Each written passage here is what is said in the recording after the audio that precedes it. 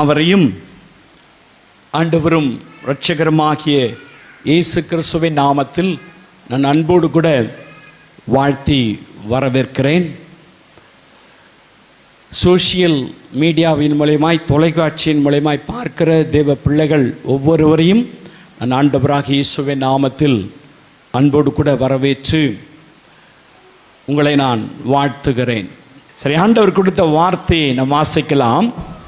யாத்திராகமம் 34ஆம் அதிகாரம் 10ஆம் வசனத்தை வாசிக்க கேட்கலாம். யாத்திராகமம் 34:10.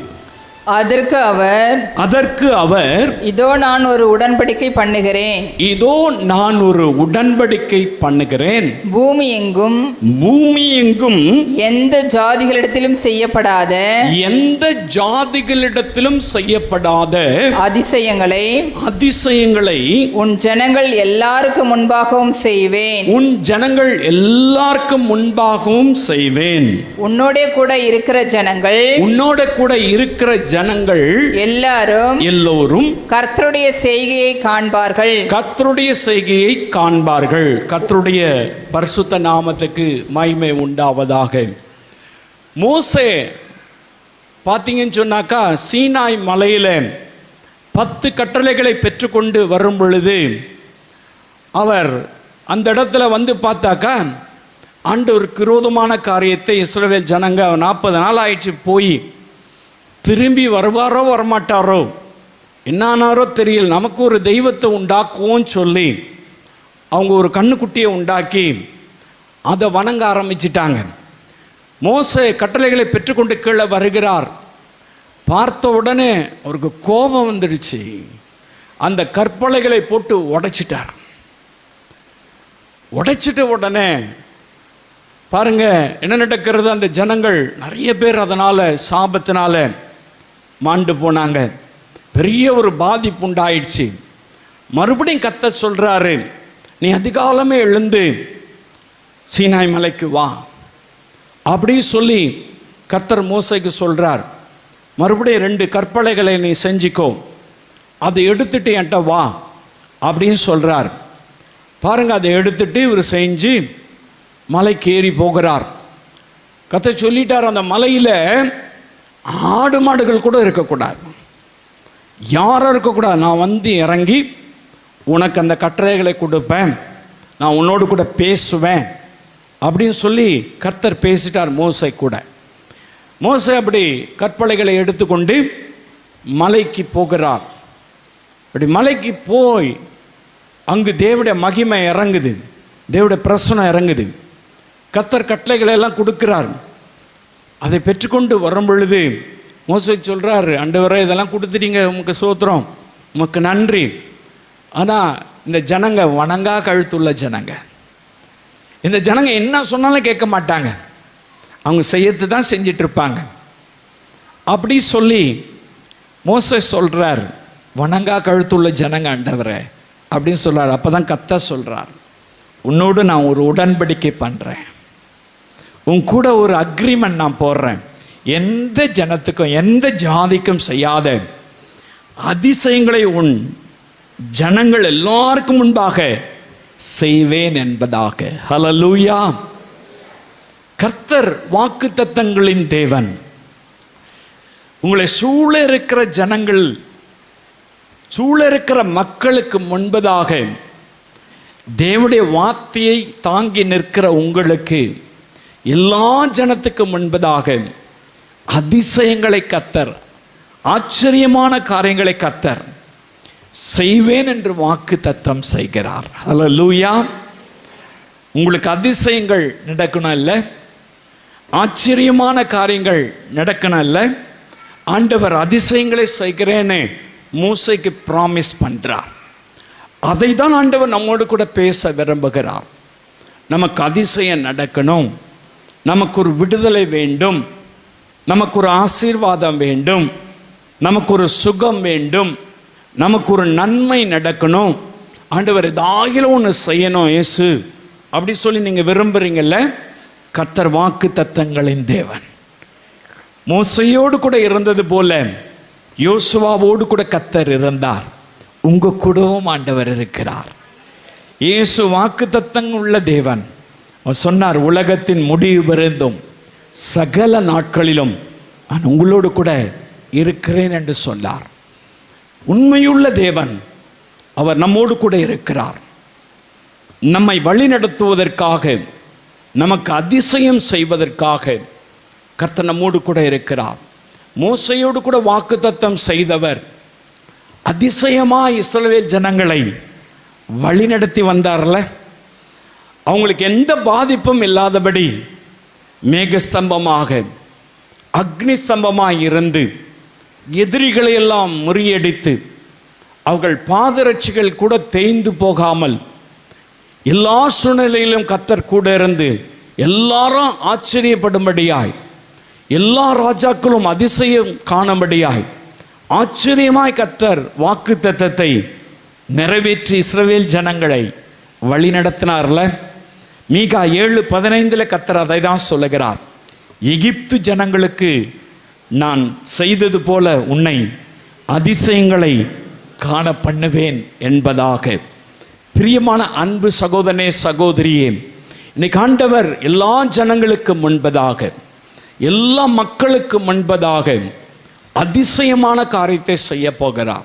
நிறைய சாட்சியங்களை கேட்டால, எல்லா ஜனத்துக்கு முன்பதாக, எல்லா குடும்பத்தாருக்கு முன்பதாக ஆண்டவர் அதிசயமான காரியத்தை அவங்களுக்கு செய்ததுனால தானே அவங்க சாட்சி சொன்னாங்க, கர்த்தருடைய நாமத்தை மகிமைப்படுத்தினாங்க.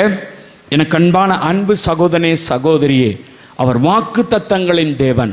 நீங்கள் வாழ்கிற பகுதியிலே, நீங்கள் ஊழியம் செய்கிற பகுதியிலே, நீங்கள் இருக்கிற இடத்துல எல்லாருக்கும் முன்பதாக உங்களுக்கு அதிசயத்தை செய்வேன் சொல்றார்.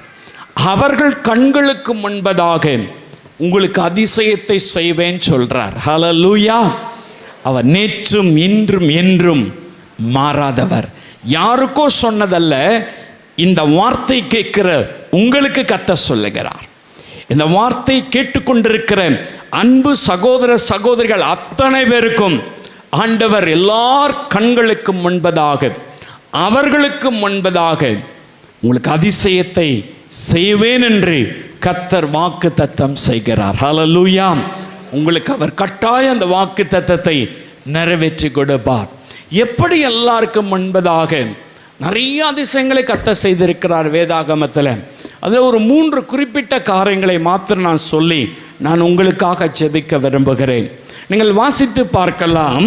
1 ராஜாக்களின் புஸ்தகத்தில் 17ஆம் அதிகாரம் 14, 15, 16 வசனங்களை வாசித்து பார்க்கும் பொழுது, இங்கு எலியா என்று சொல்லுகிற ஒரு தீர்க்கதரிசியை குறித்து வேதம் சொல்லுகிறது.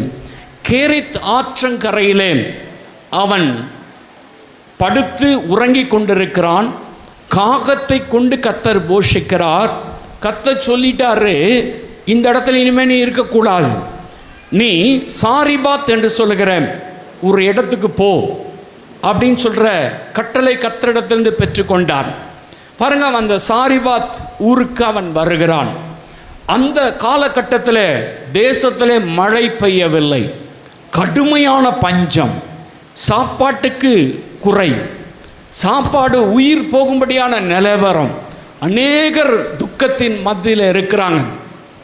அந்த ஊருக்கு எலியாவை கர்த்தர் அனுப்புகிறார். அந்த ஊரில் போய் பார்த்தாக்கா ஒரு விதவை விறகு பொறுக்கிட்டு இருக்காங்க. அந்த சகோதரிக்கு ஒரே ஒரு மகன் இருக்கிறான். பாருங்க, அவங்க விறகு எதுக்கு பொறுக்கிறாங்க அப்படின்னு சொன்னாக்கா, அவங்க கொஞ்சம் எண்ணெய் வச்சுருக்காங்க, கொஞ்சம் மாவு வச்சுருக்காங்க. அந்த எண்ணெயும் மாவையும் அவங்க யூஸ் பண்ணிவிட்டு ஒரே ஒரு வேலைக்கு தான் அவங்க சாப்பிட முடியும். அதை அவங்க சுட்டு அதை சாப்பிட்டு விட்டு அடுத்த நாள் நம்ம செத்து போயிடலாம் அப்படின்ற ஒரு நிலைமைக்கு வந்துட்டாங்க. அந்த நேரத்தில் இந்த தீர்க்கதரிசியாக தேவ மனுஷர் அந்த இடத்துக்கு போய் இருக்கிறார். அவங்கள பார்த்து கேட்குறாரு. அவங்க பார்த்து சொன்ன உடனே, நாங்கள் இவ்வளோ தான் வச்சுருக்கிறோம், அதை சாப்பிட்டு சாக போகிறோம் அப்படின்ற செய்தியை அந்த தீர்க்கதரிசியாக எலியாவுக்கு சொல்கிறாங்க. அப்படி சொன்னதுக்கப்புறம் அவர் சொல்கிறாரு, கொஞ்சம் தண்ணி கொண்டு வா அப்படின்றாரு. தண்ணி மல்ல போகிறவங்ககிட்ட மறுபடியும் சொல்கிற ஒரு அப்பத்தை சுட்டு எடுத்துடுவான் அப்படின்றார். இவங்க தான் சொல்லிட்டாங்க, இருக்கிறது என் மகனுக்கும் எனக்கு மட்டும் ஒரு வேலைக்கு தான் இருக்குது, அடுத்த வேலைக்கு எனக்கு இல்லை, நான் சாப்பிட்டு சாகணும். அப்படிப்பட்ட நிலைமையில் ஊழியக்காரருக்கு கேட்குறாரு, தண்ணி கொண்டு வாமா, கொஞ்சம் அதில் அப்பத்தை சுட்டு எடுத்துட்டு வா அப்படின்னு சொல்கிறார். இந்த அம்மா ஊழியக்கார கனப்படுத்த விரும்பினாங்க, ஊழியக்கார கௌரவப்படுத்த விரும்பினாங்க. நம்ம உயிர் போனாலும் பரவாயில்ல, நம்முடைய பிள்ளைக்கு எது ஆனாலும் பரவாயில்ல, ஊழியக்கார் சொல்கிறத கேட்கணும், தீர்க்கதரிசி சொல்கிறத கேட்கணும் அப்படின்ற ஒரு கன்க்ளூஷனுக்கு, ஒரு முடிவுக்கு வந்துட்டாங்க. வந்த உடனே என்ன பண்ணாங்க பாருங்க, இவங்க போய் அதே மாதிரி தண்ணியும் கொண்டு வராங்க, அப்பமும் சுட்டு கொண்டு வர்றாங்க. இப்படி கொண்டு வந்து கொடுத்த உடனே ஊழியக்காரர் ஒரு வாழ்த்துதல் சொல்றார். வாசிக்கலாம். அப்பொழுது எலியா அவளை பார்த்து பயப்படாதே, நீ போய் உன் வார்த்தையின்படி ஆயத்தப்படுத்து. ஆனாலும் முதல் அதிலே எனக்கு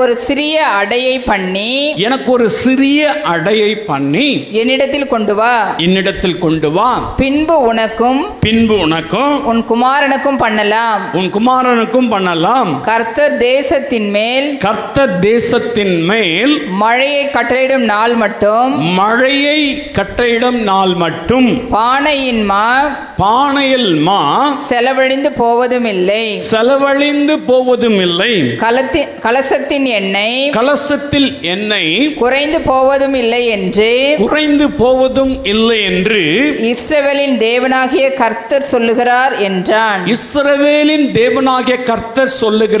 என்றான். அவள் போய் எலியாவின் சொற்படி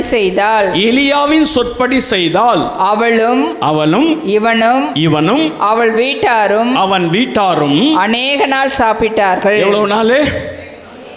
ஹல்லேலூயா. மழை வர வரையிலும் மாவு குறைஞ்சு போகவும் இல்லை, எண்ணெய் குறைஞ்சு போகவும் இல்லை. இவங்க வச்சிருந்தது எவ்வளவு? ஒரு வேலை. ஹல்லேலூயா. எனக்கு அன்பு சகோதரனே, அந்த ஊர் ஜனங்க சாப்பாட்டுக்கு திண்டாடிட்டு இருக்காங்க, மழை இல்லை. அந்த சாரிபாத் ஊரே பஞ்சத்தில் கிடக்குது, விளைச்சல் இல்லை, ஆகாரம் இல்லை, எண்ணெய் இல்லை, மா இல்லை. அந்த ஊரே அப்படி திண்டாட்டத்தில் மத்தியில் இருக்கிறாங்க. இந்த அருமையான சகோதரனும் அந்த மகனும், சகோதரியும் அந்த மகனும் அவங்க குடும்பத்தாரும் மழை வரலும் அநேக நாட்கள் திருப்தியா சாப்பிட்டாங்க. ஹல்லேலூயா. அந்த ஜனங்களுக்கு முன்பதாக, அந்த சாரிபாத் மக்களுக்கு முன்பதாக கர்த்தர் அதிசயமான காரியத்தை, அல்ல குறையாத ஆசீர்வாதத்தை கர்த்தர் கட்டளையிட்டார். ஹல்லேலூயா. குறையவே இல்லை. டெய்லி மாவு எடுக்கிறாங்க, டெய்லி எண்ணெய் யூஸ் பண்றாங்க, 3 வேளையும் சாப்பிட்டு இருப்பாங்க, குறையவே இல்லை, அப்படியே இருக்குது. அதுதான் கர்த்தர் ஆசீர்வதிக்கிற ஆசீர்வாதம். அந்த ஜனங்கள்லாம் பார்த்து ஆச்சரியப்பட்டிருப்பாங்கல்ல, இந்த அம்மா மட்டும் எப்படி அப்படி இருக்காங்க, இந்த அம்மாவுக்கு மட்டும் எங்கிருந்து மாவு கிடைக்குது, இந்த அம்மாவுக்கு மட்டும் கலசத்தில் என்ன குறையாம இருக்குது, எப்படி இவங்க எப்படி இருக்காங்க? எல்லார் கண்களும் அவங்கள நோக்கி இருக்கும். எல்லாருக்கும் முன்பதாக கர்த்தர் அதிசயம் செய்யும்படியாய், ஆச்சரியப்படும்படியான ஆசீர்வாதத்தை கட்டளையிட்டார். உங்களுக்கும் கர்த்தர் அதை செய்வார். நிறைய பேர் கடன் பிரச்சனையில் இருக்கீங்கல்ல, நிறைய பேருடைய வாழ்க்கையில் சம்பாதிக்கிற சம்பாதனை ரொம்ப குறைச்சலாக இருக்குன்னு யோசிக்கிறீங்க, அல்லது எந்த காரியத்தை எடுத்தாலும் எனக்கு ஒரு ஆசீர்வாதமே இல்லையே அப்படின்னு நினைக்கிறீங்க, எந்த காரியத்தை எடுத்தாலும் எனக்கு நன்மை கிடைக்கலையே அப்படின்னு நீங்கள் நினைக்கிறீங்க. எனக்கு அன்பான அன்பு சகோதரனே, சகோதரியே, உங்களை சூழ்ந்திருக்கிற ஜனத்துக்கு முன்பதாக, நீங்கள் வாழ்கிற பகுதியில், உங்கள் பட்டணத்தில், உங்கள் கிராமத்தில், உங்கள் சபையில், உங்கள் உறவுகள் மத்தியிலே அவர்களுக்கு முன்பதாய் அதிசயமான காரியத்தை செய்வேன் என்று சொன்னவர், சாரிபாத் விதவைக்கும் மகனுக்கும் குடும்பத்துக்கும் செய்தவர். இதை கேட்டுக்கொண்டிருக்கிற அன்பு சகோதர சகோதரியே, உங்களை ஆசீர்வதிப்பது கர்த்தருடைய விருப்பம். அதை அவர் கட்டாயம் நிறைவேற்றி கொடுப்பார்.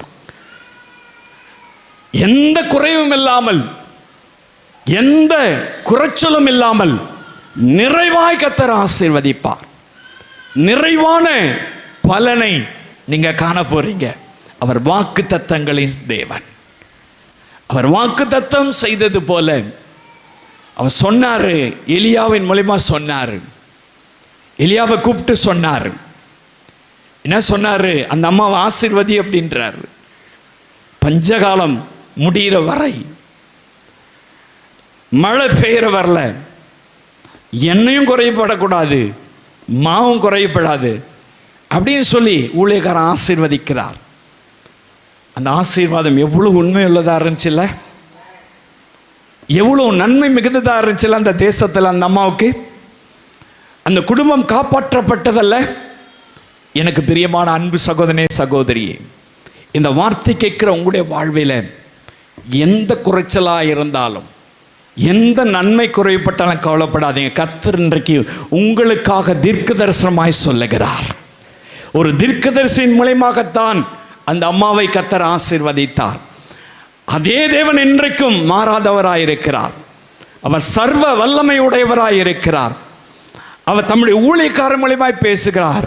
உங்களை ஆசீர்வதிப்பேன் என்று சொல்லி, அல்ல அல்ல குறையாத, கொஞ்சமும் குறைபடாமல், நீங்கள் எப்படிப்பட்ட நிலைமையில் இருந்தாலும், எப்படிப்பட்ட சூழ்நிலையில் நீங்கள் தள்ளப்பட்டிருந்தாலும், வறுமை சூழ்ந்திருந்தாலும், எத்தனை பிரச்சனைகள் சூழ்ந்திருந்தாலும், அவர்கள் கண்களுக்கு முன்பதாக, புறஜாதி மக்கள் கண்களுக்கு முன்பதாக, எல்லா ஜாதிக்கு முன்பதாக கர்த்தர் உங்களுக்கு அதிசயமான காரியத்தை செய்ய போகிறார். ஹல்லேலூயா. உங்களுடைய ஊழியத்திலே ஆண்டவர் செய்வார். உங்களுடைய தனிப்பட்ட வாழ்க்கையிலே ஆண்டவர் செய்வார். உங்களுடைய குடும்ப வாழ்க்கையிலே ஆண்டவர் செய்வார். உங்களுடைய வேலையிலே கர்த்தர் செய்வார். அதிசயமான காரியத்தை கர்த்தர் செய்கிறவர். ஹல்லேலூயா. சாரிபாத் விதவையை ஆசீர்வதித்த தேவன் உங்களை ஆசீர்வதிப்பது நிச்சயம். அவர் ஆசீர்வதித்த அதிசயங்களை செய்கிற தேவனாயிருக்கிறார். ஹல்லேலூயா. எனக்கு அன்பான அன்பு சகோதரனே சகோதரியே, இரண்டாவது ஒரு நபரை குறித்து நான் உங்களுக்கு சொல்லுகிறேன். வாசித்து பார்க்கலாம். 2 ராஜாக்களின் புஸ்தகத்தில் 5ஆம் அதிகாரம் 14ஆம் வசனத்தில் எலியாவுடைய சீஷனாயிருந்த எலிசாவை குறித்து இங்கு சொல்லப்பட்டிருக்கிறது. இந்த எலிசா சமாரிய தேசத்தில் இருக்கிறான். அந்த தேசத்தில் ஒரு தீர்க்கதரிசியாய் இந்த எலிசா இருக்கிறார். பாருங்க, அந்த தேசத்தினுடைய பக்கத்து தேசத்தில், சீரியா தேசத்தில் நாகமான் என்று சொல்லுகிற ஒரு சீரிய தளபதி, சீரிய படையினுடைய தலைவன் இருக்கிறான். அவனுக்கு பார்த்தீங்கன்னு சொன்னாக்கா குஷ்டரோகம் வந்துடுச்சு. அந்த நாட்களில் குஷ்டரோகம் வந்துட்டாக்கா அவங்கள பாளையத்துக்கு வெளியில் வைப்பாங்க. அது தீட்டுள்ள ஒரு வியாதி. அப்போ தான் பார்த்தீங்கன்னு சொன்னாக்கா பழைய ஏற்பாடு காலத்தில் ஆசாரியர்களிடத்தில் காமிச்சு தான் ஊருக்குள்ளே வர முடியும், தான் சொந்த குடும்பத்தில் சேர முடியும். பாருங்க, அவங்க அந்த புறம்பே இருக்க வேண்டியவங்க. இவனுக்கு இந்த வியாதி வந்த உடனே அதை சுகமாக்க யாரால முடியல. அப்போ அந்த வீட்டில் ஒரு சின்ன பெண்ணு வேலை செய்கிறா. அவ சொல்கிறா, எங்கள் தேசத்தில் ஒரு தீர்க்கதரிசி இருக்கார், அவர் பேர் எலிசா, அவர்கிட்ட அவரை கொண்டு போங்க, அவர் சுகமாக்கிடுவார். ஊழியம் செய்கிறாங்க அந்த சின்ன சகோதரி, அவர்கிட்ட கொண்டு போங்க, அவர் சுகமாக்கிடுவார் அப்படின்னு சொல்கிறாங்க. இந்த மனுஷனுக்கு அவருடைய குடும்பத்தார் சொல்லும் பொழுது ஒன்றும் புரியல, என்ன பண்ணுறதுன்னு தெரியல. மைக்கை இப்படி திருப்பி வைங்க, என்ன பண்ணுறதுன்னு தெரியல. பாருங்க, அந்த சூழ்நிலையில் அவர் தன்னுடைய ராஜா கிட்ட போகிறார். ராஜா கிட்ட போய், இந்த மாதிரி நான் பக்கத்து தேசத்துக்கு போகிறேன், எனக்கு ஒரு லெட்டர் கொடுங்க. அந்த தேசத்தில் போய் அந்த ஊழியக்காரர்கிட்ட நான் ஜெபம் பண்ணிட்டு என் வியாதியிலேருந்து விடுதலை பெற்றுக்கிட்டு நான் வரேன் அப்படின்னு சொல்லிட்டு லெட்டர் வாங்கிட்டார். அவர் பயங்கரமாக லெட்டர் எழுதுகிறார். என்னுடைய தளபதி வராரு, அவர் நல்லா கவனித்து அவருக்காக ஜெபம் பண்ணி அவரை சுகமாக்கி அனுப்புங்க அப்படின்னு சொல்கிற லெட்டர் அவர் கொடுத்துட்டார். அதை பெற்றுக்கொண்டு இவர் அங்கேருந்து சமாரியாவுக்கு வர்றார். சமாரியாவுக்கு வந்து பார்த்தீங்கன்னு சொன்னால் அந்த லெட்டர்லாம் ராஜாட்ட கொடுத்துட்டாரு. ராஜாவும் அனுப்பிட்டாரு. கூட வெள்ளி எடுத்துன்னு வர்றாரு, நகைகள் எடுத்துன்னு வர்றாரு, ட்ரெஸ் எடுத்துன்னு வர்றாரு, வெகுமதிகள் எல்லாத்தையும் தூக்கிட்டு வர்றாரு. அப்படி எடுத்துகிட்டு வரும் பொழுது பார்த்தீங்கன்னாக்கா நாகமான் எலிசா இடத்துல வர்றாரு. எலிசா அவரை கொஞ்சமும் கட்டுக்கல. எலிசா பார்த்தீங்கன்னா உள்ளே இருக்கிறார். உள்ளே இருந்துட்டு சொல்லி அனுப்பிட்டார். என்ன சொல்லி அனுப்பினாரு? அவனை போய் சிலவாங்குளத்தில் யோர்தானில் 7 முறை முழுகி எழுந்திருக்க சொல்லு, சரியாயிடும் அப்படின்னு சொல்லி அந்த தீர்க்கதரிசி சொல்லிட்டார். அப்படி சொன்ன உடனே பார்த்தீங்கன்னா இவருக்கு ரொம்ப கோவம் வந்துடுச்சு. நான் ஒரு தளபதி வந்திருக்கிறேன், எங்கள் ராஜாவிட்ட லெட்டர் வாங்கிட்டு வந்திருக்கிறேன், எங்கள் ஊரில் இல்லாத தண்ணியா, எங்கள் ஊரில் இல்லாத நதியா, இங்கே வந்து குளிக்க சொல்கிறார் அவர். ரொம்ப கோபம் இருக்கு. அப்போ அவர் கோபப்பட்ட உடனே அவர் கூட இருக்கிற சீசன் சொல்கிறான், வேலைக்காரன் சொல்கிறான், அவர் பெரிய காரியத்தை சொல்லியிருந்தா செஞ்சுருப்பீங்கள்ல, சாதாரணமான காரியத்தை தானே சொல்கிறாரு, மொழிக்கு தான் பார்க்கலாமே அப்படின்னு சொல்லிட்டு கூட்டிகிட்டு போகிறான் யோர்தானுக்கு. பாருங்க, இவர் போய் முழுகிறார். என்ன நடக்குது பாருங்க, வாசிக்கலாம்.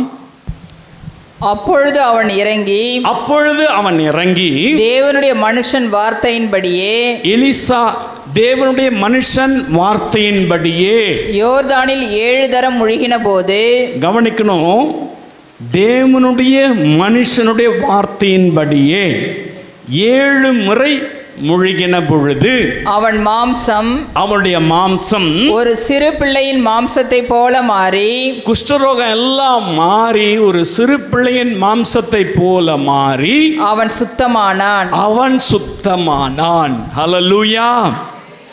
நடக்கிற காரியமாங்க இது. அவன் நினைச்சான் எலிசா வந்து நம்மளை தொடுவார், அப்படியே தடவி கொடுப்பாரு, ஜெபம் பண்ணுவார், தலைமையில கை வைப்பார், அப்படி செஞ்சாக்கா எனக்கு சுகம் கிடைச்சிரும் அப்படின்னு அவன் நினைச்சான். ஆனால் அவர் சொல்லி அனுப்பிட்டார், நீ போ யோர்தானில் போய் 7 முறை முழுகி எழுந்துரு அப்படி சொல்லி அனுப்பிட்டார். பாருங்க, அது அவன் செய்தபடியினால், தேவனுடைய மனுஷனுடைய வார்த்தையின்படி செய்தபடியினால் அவனுடைய சரீரத்திலிருந்து அந்த வியாதி விலகி, பாருங்க, குழந்தையின் மாம்சத்தை போல அவ்வளவு சாஃப்டா, அவ்வளவு பாருங்க, அப்படியே குழந்தை கையை பிடிச்சா எப்படி இருக்கும், அப்படியே சாஃப்டா இருக்கும்ல, அழகா இருக்கும்ல கையை பிடிச்சிக்கிட்டாக்க. அந்த மாதிரி அவனுடைய கை குழந்தையின் மாம்சத்தை போல மாறினது. அங்க இருக்கிற ஜனங்களுடைய கண்கள் ஆச்சரியப்பட்டிருக்கும்ல, அதிசயப்பட்டிருக்கும்ல. எனக்கு அன்பான அன்பு சகோதரனே சகோதரியே, நாகமான நம்பல, நாகமானுக்கே அந்த விசுவாசம் இல்லை, அவனை கோச்சிக்கிட்டான். ஆனா பாருங்க, அந்த சமாரிய மக்கள் கண்களுக்கு முன்பதாக, அந்த சீரிய மக்கள் கண்களுக்கு முன்பதாக கர்த்தருடைய தீர்க்கதரிசியின் வார்த்தையின்படி செய்ததனால அவன் வியாதி நீங்கி சுகமானான். எல்லா கண்களுக்கு முன்பதாய் அவனுக்கு இருந்த சாபம், அவனுக்கு இருந்த தோஷம் சொல்லுவாங்கள்ல, அவனுக்கு இருந்த பாவமான காரியம் அவனை விட்டு விலகினது. ஹல்லேலூயா. நீங்களும் ஒருவேளை ஏதோ ஒரு வியாதியில் இருக்கலாம், அந்த வியாதி சுகமாகாத வியாதியா இருக்கலாம், அதனால நீங்க நிறைய முயற்சி எடுத்து பார்த்திருக்கலாம், ஐயோ என்னால் முடியல அப்படின்ற நிலைமையில் இருக்கலாம். இதை கேட்கிற அன்பு சகோதரனே சகோதரியே, நாகமானை யாரும் தொட்டு அவனுக்காக ஜெபிக்கல. நாகமான் எந்த ஒரு காரியத்தும் யாரும் மருந்து மாத்திரைகள் கொடுக்கல. கர்த்தர் சொன்னபடி தீர்க்கதரிசி சொன்னாரு, நீ போய் 7 முறை யோர்தானிலே முழுகு. 7 முறை முழுகி எழுந்தவுடனே அவனுடைய சரீரத்திலிருந்து அந்த தோஷம், வியாதி, அவன் சரீரத்திலிருந்து அந்த குஷ்டரோகம் முற்றிலுமாய் சுகமானது. இந்த வார்த்தை கேட்கிற உங்களுக்கு இயேசு இப்பொழுதே சுகம் தர முடியும். அது எந்த வியாதியாக இருந்தாலும் சரி, அது எப்படிப்பட்ட வியாதியாக இருந்தாலும் சரி, இயேசுவின் நாமத்தில் சுகம் உண்டு. அவர் அற்புதங்களை செய்கிறவர், இல்லாமையில் இருக்கிற தேவன், அவர் அற்புதமாய் நம்மை வழிநடத்துகிற தேவன். உங்களுக்கு அவர் சுகம் தர முடியும். நீங்கள் ஒருவேளை எவ்வளவோ மருத்துவ சிகிச்சைகளை எடுத்திருக்கலாம், எத்தனையோ காரியங்களில் மருத்துவமனைக்கு ஏறுவதும் இறங்குவதுமாக இருந்திருக்கலாம், வீணான பண செலவு உண்டாயிருக்கலாம், வீணான காரியத்தில் நீங்கள் நிம்மதி இழந்து போயிருக்கலாம். ஐயோ சுகம் இல்லையே, நாகமா நிம்மதி இழந்துட்டான். அவன் வந்த இடத்துல நிம்மதி கிடையாது. அவன் எதிர்பார்த்தது ஒன்று, அது நடக்கலை, நிம்மதி இல்லை. கர்த்தர் அவனை சுகமாக்கி அனுப்பினார். எல்லார் கண்களும் ஆச்சரியப்பட்டிருக்கும். 2 நாட்டு மக்களுடைய கண்களும், அவன் பெரியவன்ல, பெரிய சீரிய தளபதி இல்லை, அவனுக்கு குஷ்ரோகம் பிடிச்சிச்சுன்னா அந்த தேசம் முழுசும் தெரிஞ்சிருக்கும், பக்கத்து தேசத்துக்கும் தெரிய வந்துடுச்சு. எல்லாரும் அவன் குஷ்ரோகின்னு சொல்லியிருப்பாங்க. இனிமே அவன் படத்தலைவனாக இருக்க முடியாது, அவனை பாளையத்துக்கு புறம்பே தான் வைக்கணும், இவனை ஜனத்துக்கு மத்தியிலிருந்து விலக்கி தான் வைக்கணும், இவன் இதுக்கு தகுதியானவன் கிடையாது, அப்படியெல்லாம் பேசி அவனை ஒதுக்கிறதுக்கு முயற்சி பண்ணியிருப்பாங்க. எனக்கு அன்பானவர்கள், அவங்களாம் இப்போ வாய் அடைச்சி கண்கள் வெளியில் வந்து அவங்கெல்லாம் பிதுங்கி போய் நிற்கிறாங்க. ஆச்சரியப்படும்படியாய் அவர்கள் கண்களுக்கு முன்பதாக ஆச்சரியப்படும்படியான சுகத்தை தந்தவர் இன்றைக்கும் உங்களுக்கு தருவார். இன்றைக்கு எந்த பலவீனத்தோடு இருக்கிறீங்க, எந்த கட்டுகளோடு இருக்கிறீங்க, எந்த காரியத்தில் உங்களுக்கு சுகம் வேண்டும், ஆவிக்குரிய சுகம் வேணுமா, விழுந்து விழுந்து எழுந்திருக்கிறீங்களா, ரட்சிக்கப்பட்ட அனுபவம் இருக்கு, ஆனால் பாவத்தை விட்டு வெளியில் வர முடியலையே, விழுந்து விழுந்து எழுந்திருக்கிறீங்களா, அல்லது சரீரத்தில் பலவீனத்தோடு கூட இருக்கிறீங்களா, அல்லது ஏதோ ஒரு காரியத்தில் அடிமைப்பட்டவளாக இருக்கிறீங்களா, ஞானஸ்நானம் எடுத்தோம் இன்னும் மனம் திரும்பாமல் இருக்கிறீங்களா, ஏதோ ஒரு காரியத்தில் உங்களை சாபம் பின்தொடர்கிறதா, ஏதோ ஒரு காரியத்தில் நீங்கள் தோஷத்தினால பீடிக்கப்பட்டிருக்கிறீங்களா, அப்படி கஷ்டத்தின் மத்தியில் இருக்கிறீங்களா, உங்களுக்கு தான் கர்த்தர் சொல்றார், நாகமானை தொட்டு சுகமாக்கினவர் இன்றைக்கும் அதே வல்லமையோடு கூட இருக்கிறவராகவே இருக்கிறேன் என்று சொல்லுகிறார். அவர் இருக்கிறவராகவே இருக்கிறார். ஹல்லேலூயா. நான் கர்த்தர், நான் இருக்கிறவராகவே இருக்கிறேன். ஹல்லேலூயா. உங்களுக்கு அவர் சுகம் தர முடியும். உங்களுக்கு ஒரு குழந்தை பாக்கியத்தை தர முடியும். உங்களுக்கு ஒரு திருமண வாழ்க்கையை அவர் உண்டாக்கி தர முடியும். உங்களுக்கு வேலைக்கான ஒரு வாசலை கர்த்தர் திறக்க முடியும். உங்களுடைய ஆசீர்வாதத்தை யாரோ ஒருத்தர் திருடுறாங்க நினைக்கிறீங்களா? பயப்படாதீங்க, கர்த்தர் உங்கள் நடுவில் இருக்கிறார். நாகமானை ஆண்டவர் சுகமாக்கினவர். தீர்க்கதரிசியுடைய வார்த்தை கேட்டு அவன் 7 முறை அந்த யோர்தானிலே முழுகி எழுந்த பொழுது அவனுக்கு ஒரு சுகம், அவனுக்கு ஒரு விடுதலை, அவனுக்கு ஒரு ஆசீர்வாதத்தை கொடுத்தவர். நிச்சயமாய் அவர் கொடுத்த வாக்கு தத்தத்தின்படியே அவர்கள் கண்களுக்கு முன்பாக உனக்கு அதிசயங்களை செய்கிற தேவன். கட்டாயம் அவர் அதிசயமான காரியத்தை உங்களுக்கு அவர் செய்வார். உங்களுடைய சரீரத்திலே செய்வார், உங்களுடைய ஆவிக்குரிய ஜீவியத்திலே செய்வார், உங்களுடைய ஊழியத்திலே செய்வார், உங்களுடைய தனிப்பட்ட வாழ்க்கையிலே செய்வார், உங்கள் வேலை ஸ்தலத்திலே செய்வார், உங்களுடைய பிஸ்னஸ்ல அதிசயமான காரியத்தை கர்த்தர் உங்களுக்கு தரப்போகிறார். ஹல்லேலூயா. எனக்கு அன்பான அன்பு சகோதரனே, அவர் வாக்கு தத்தங்களின் தேவன். அவர் வாக்குத்தத்தங்களின் தேவன். எல்லார் கண்களுக்கு முன்பாக நான் அதிசயமான காரியத்தை செய்வேன் சொன்னவர். மோசேக்கு செய்தவர், சாரிபாத் விதவைக்கு செய்தவர், நாகமானுக்கு செய்தவர். உங்களுக்கு செய்ய மாட்டாரா? உங்களுக்கு செய்ய மாட்டாரா? எத்தனையோ இடங்களை தேடி ஓடி போயிருக்கலாம். எத்தனையோ காரியங்களில் நீங்கள் பார்த்து சோர்ந்து போயிருக்கலாம். இந்த வார்த்தை கேட்கிற உனக்கு ஆண்டவர் செய்கிறேன்னு சொல்றார். உங்களுக்கு ஆண்டவர் செய்கிறேன்னு சொல்றார். அவன் வல்லமை உள்ள தேவனாக இருக்கிறார். ஹல்லேலூயா. மூன்றாவது ஒரு காரியத்தை நான் சொல்லட்டும், வாசித்து பார்க்கலாம். அப்போஸ்தலர் நடபடிக்கை புஸ்தகத்தில் 28ஆம் அதிகாரம் 3, 4, 5 வசனங்களை வாசிக்கும் பொழுது இங்கு அப்போஸ்தலனாகிய பவுலை குறித்து வேதம் சொல்லுகிறது. பவுல் சிறை கைதியாய் கப்பலிலே பயணப்பட்டு போகிறார். அப்படி பயணப்படும் பொழுது அந்த கப்பல் காற்றினாலே, மழையினாலே, புயலினாலே பெரும் சேதம் உண்டாயிடுது. கப்பல் உடைஞ்சு போச்சு. தப்பிச்சு போவோமோன்னு தெரியாது. அந்த சூழ்நிலையில் மெலித்தா என்று சொல்லுகிறேன் ஒரு தீவுக்கு அவங்க விழுது விட்டு பார்த்து அந்த தீவில் வந்து கரை இறங்குறாங்க. அவங்க பயங்கர ஆபத்திலிருந்து தப்பிச்சு அவங்க மெதுவாக எப்படியோ அந்த தீவுக்குள்ளே கடந்து வந்துட்டாங்க. அந்த தீவுக்குள்ளே வந்துட்டு ரொம்ப குளிராக இருக்கு. ரொம்ப குளிராக இருக்கிறதுனால கொஞ்சம் நம்மளை வார்ம் அப் பண்ணிக்கலாம், நம்மளை கொஞ்சம் அனல் மூட்டிக்கலாம் அப்படின்னு சொல்லி எல்லாரும் சேர்ந்து விறகுகளெல்லாம் பொறுக்கி அதுக்கு தீ மூட்டி அவங்க குளிர் காயத்துக்கு முயற்சி பண்ணுறாங்க. பவுல் அங்கே நடுவில் இருக்கிறார்.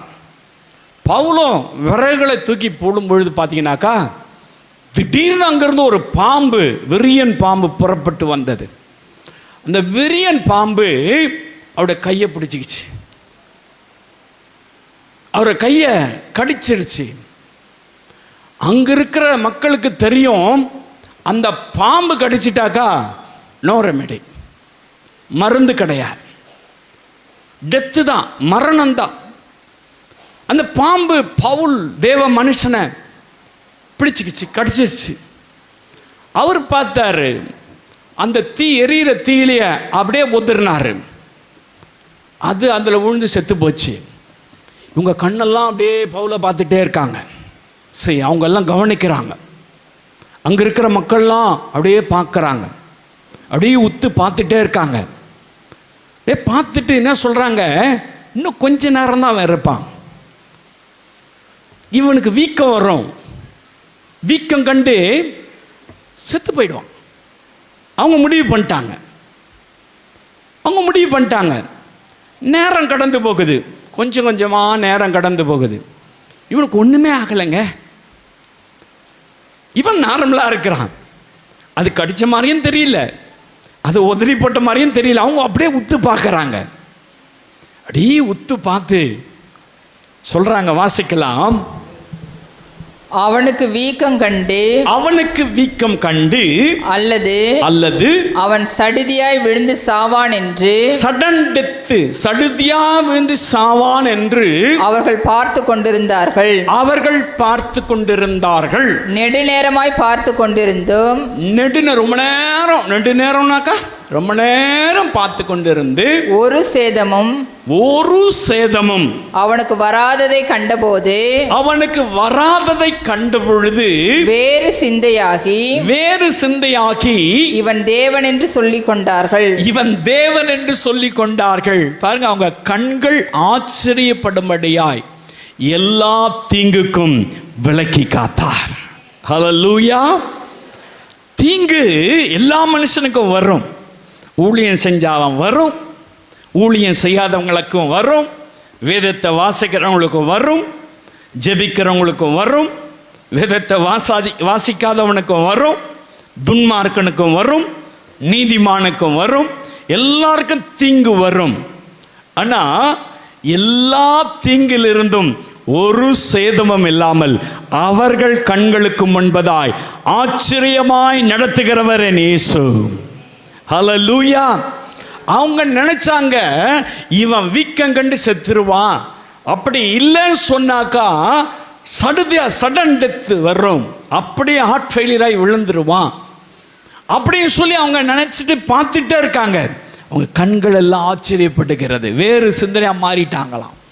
ஐயோ, இவன் கடவுள் போல இருக்குது, இவன் தெய்வம் போல இருக்குது, இவன் சாதாரண மனுஷன் கிடையாது. இப்பெல்லாம் எல்லாம் சொல்லிக்கிறாங்க, இவன் சாதாரண மனுஷன் போல இல்லை, இவன் தெய்வ பிறவி. அப்படித்தான் அவங்களும் சொல்லிட்டாங்க. இப்போ சொல்கிறாங்கல்ல அந்த மாதிரி, இவன் தெய்வ பிறவி அப்படின்ட்டாங்க.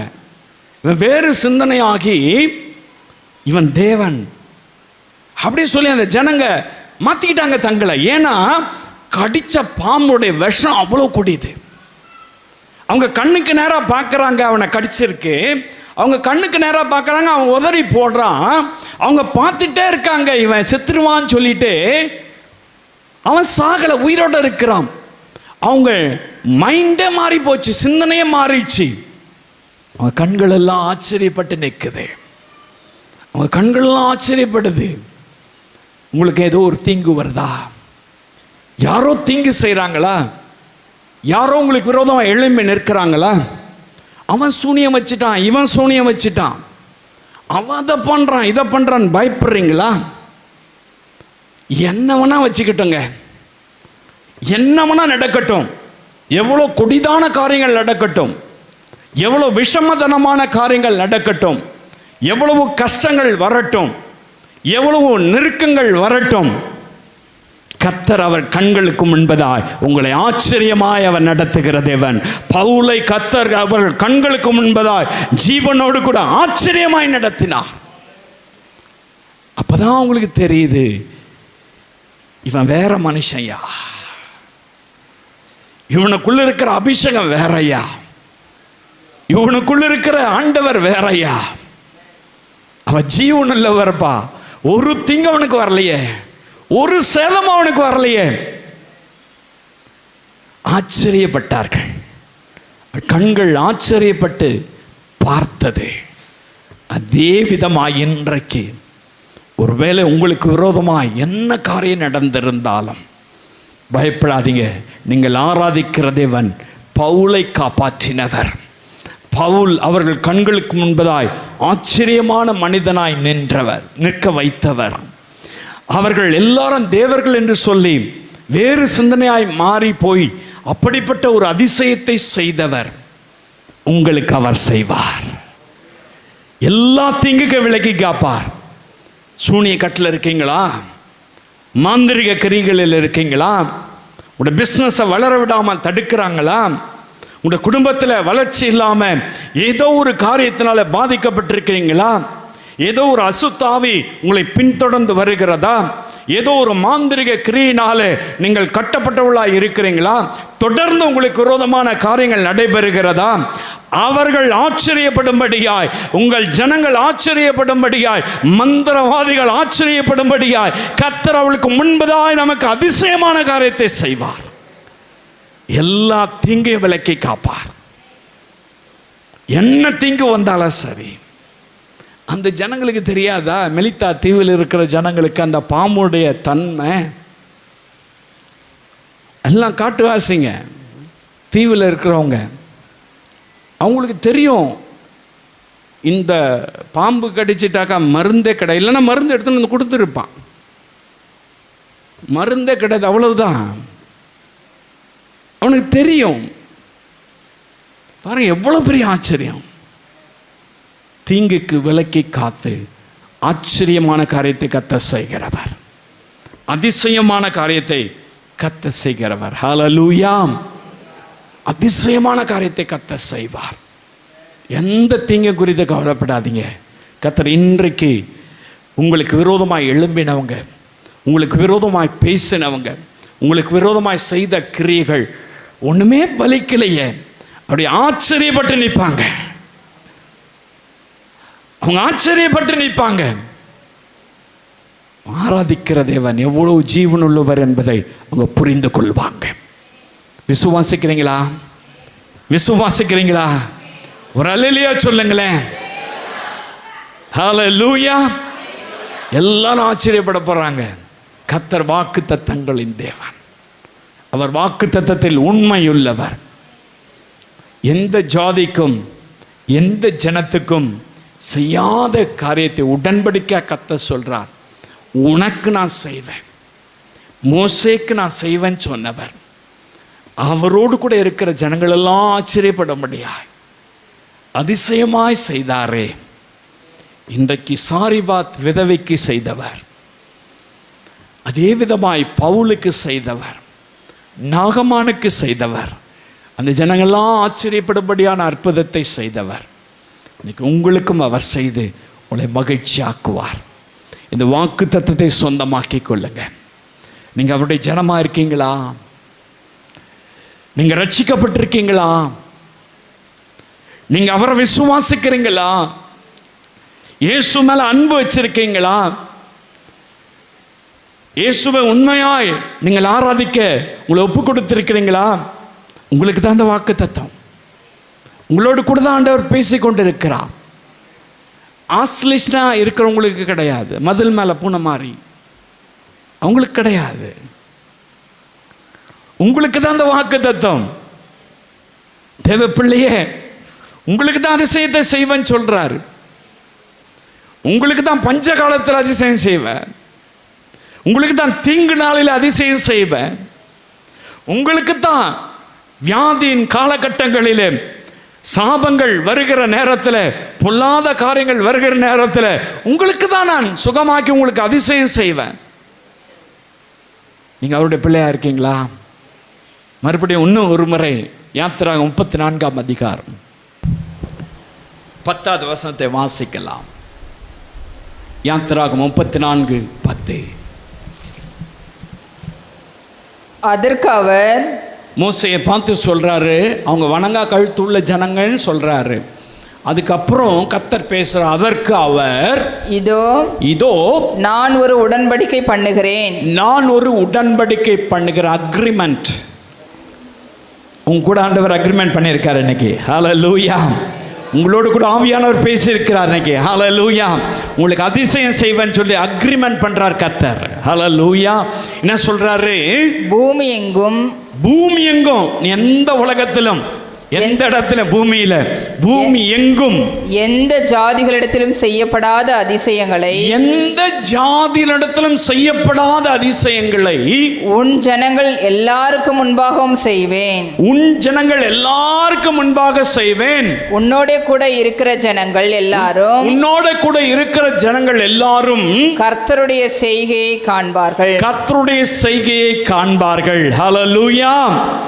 நமக்கு தான் ஆண்டவர் சொல்லியிருக்கிறார், உங்களுக்கு தான் அவர் செய்கிறார். ஹல்லேலூயா. அதிசயத்தை செய்யும் பொழுது கூட இருக்கிற ஜனங்கள்லாம் அந்த செய்கையை பார்ப்பாங்களாம். ஹல்லேலூயா. அந்த ஆக்டிவிட்டிஸை பார்ப்பாங்க, அங்க நடக்கிற செயலை பார்ப்பாங்க. ஹல்லேலூயா. ஹல்லேலூயா. பேதுருக்கு நடந்த, பவுலுக்கு நடந்தது அங்க இருக்கிற ஜனங்களாம் பார்த்து ஆச்சரியப்படுறாங்க. சாரிபாத் விதவைக்கு நடந்தது அங்க இருக்கிற கிராம மக்கள் எல்லாம் பார்த்து ஆச்சரியப்படுறாங்க. நாகமானுக்கு நடந்தது 2 தேசத்து மக்களும் பார்த்து ஆச்சரியப்படுறாங்க. அதுதான் கிரியை, அதுதான் செயல். நடக்கிற சம்பவத்தை பார்த்து எல்லாரும் ஆச்சரியப்படுவாங்க. ஹல்லேலூயா. ஹல்லேலூயா. இந்த வாக்கு தத்தத்தின் பிள்ளைகளாக கர்த்தர் நம்மை மாற்றுவதற்கு அந்த அக்ரிமெண்ட்ல நீங்க சரியா நிக்கிறீங்களான்னு பார்த்துங்க. மோசே சரியா நின்னாரு, நீங்க நிக்கிறீங்களா பார்த்துங்க. ரட்சிக்கப்பட்டிருக்கலாம், அபிஷேகத்தை பெற்றிருக்கலாம், சில நேரங்களில் உலக பிரகாரமாய் விழுந்து போயிருக்கலாம். ஆண்டவரே என்னை மன்னிச்சிருங்க, நான் அந்த அக்ரிமெண்ட்டில் வந்துடுறேன், அந்த காணியாட்சிக்குள்ளே வந்துடுறேன், எனக்கு ஒரு அதிசயத்தை செய்யுங்க, இந்த வாக்கு தத்தத்தை எனக்கு சொந்தமாக்கி கொடுங்க, என்னை ஆசீர்வதிங்க, எனக்கு இருக்கிற சாபத்தை, வியாதியை நீக்குங்க, எனக்கு இருக்கிற பிரச்சனைகளை மாற்றுங்க, எனக்கு விரோதமாக எழும்புகிற தீங்கு, எனக்கு விரோதமாய் வருகிற பிசாசுடைய கிரியைகள், அந்தகாரத்தின் வல்லமைகள், சர்ப்பங்கள், தேள்கள் எல்லாம் மிதிப்பதற்கு இந்த தீங்கிலிருந்து என்னை விலக்கி காத்துக்கொள்ளுங்க, பலன் தாங்க. அப்படி சொல்லி நம்ம ஆண்டவர்கிட்ட கேட்கலாமா? எல்லாம் எழும்பி நின்று இயேசுவை நோக்கி பார்த்து, இயேசுவை நோக்கி பார்த்து, எனக்கு ஒரு அதிசயம் செய்யுங்கப்பா அப்படின்னு சொல்லி கேட்கலாம். இந்த செய்தியை கேட்டுக்கொண்டிருந்த அன்பு சகோதர சகோதரிகளை தொட்டுவீராக, அவளுக்கு அதிசயத்தை செய்யுங்கப்பா. நீ சொன்ன வாக்கு தத்தத்தின்படியே பஞ்ச காலத்தில் சாரிபாத் விதவிக்கு அற்புதத்தை செய்தவர் இவளுக்கு செய்வீராக. ஆண்டவரே, அதே விதமாய் நாகமானுக்கு சுகம் தந்து அதிசயத்தை செய்தவர் இவர்களுக்கு செய்வீராக. தீங்கு நாட்களில் ஆண்டவர் அதிசயத்தை செய்து பவுலை ஆண்டவரே தப்புவித்தவர் இவர்களுக்கு செய்வீராக. இதை கேட்டுக்கொண்டிருந்த ஒவ்வொருவரையும் ஆசீர்வதிங்க இயேசுவின் நாமத்தில் நல்ல பிதாவே.